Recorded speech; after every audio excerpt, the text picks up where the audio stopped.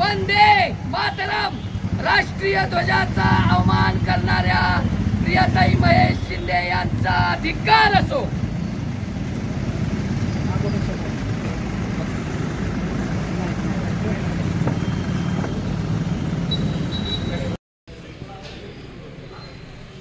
महेश शिंदे यांनी राष्ट्रध्वजाचा केलेला अवमान यासाठी त्यांनी 140 कोटी जनतेची माफी मागावी।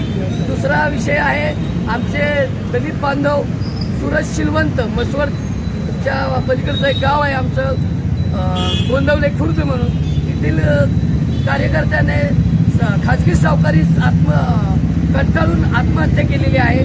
त्याचा तपास योग्य दिशेने होत नाहीये। इतकी आंदोलनं झाली तरी देखील त्या कुटुंबियांना न्याय मिळेलच असं शाश्वत नाहीये। तर त्या संदर्भात हा एक विषय आहे। आणि त्याचप्रमाणे तांदूळवाडीतील अनधिकृत कनेक्शन आणि विनापरवाना बांधण्यात आलेलं गतिरोधक यासाठी मी आंदोलन केलेलं आहे।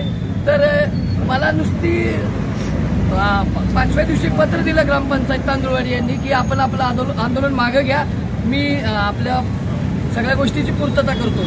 फक्त हुलकावणी दाखवली, पत्र दिलेलं आहे, ते पत्र सुद्धा माझ्याकडे आहे। परंतु अनधिकृत नळ कनेक्शन जैसे थे 2च कनेक्शन कट केलेले, 2 अजून बाकी आहेत।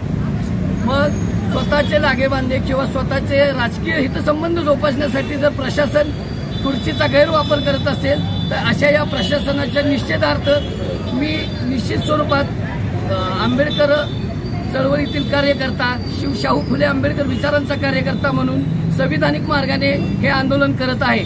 कृपया प्रशासनाला माझी विनंती आहे की मला आता तरी न्याय द्या। तुम्ही आंदोलन करत होता तेव्हा प्रशासन सांगते की तुमच्याकडे आंदोलन मीडियासमोर धूळफेक केली नाही। मी पहिल्यांदा रितसर इथं कोणताही बॅनरबाजी न करता आता मी माझ्या वाहनालाच खुर्ची बांधून आणले। मग मी गरीब कुटुंबातील माणूस आहे, मी परवानगी घ्यायला उभारे साहेबांकडे परवानगीचं पत्र देऊन आलो, निवेदन दिलेलं आहे त्यांना की मी आजपासून धरणे आंदोलन करतोय बेमुदत। जोपर्यंत माझ्या 3 रास्त मागण्या मान्य होत नाहीत तोपर्यंत मी धरणे आंदोलन करणार आहे। तर त्या अनुषंगाने प्रशासन जे काही कारवाई करेल मी प्रशासनाला सहकार्य करतोय।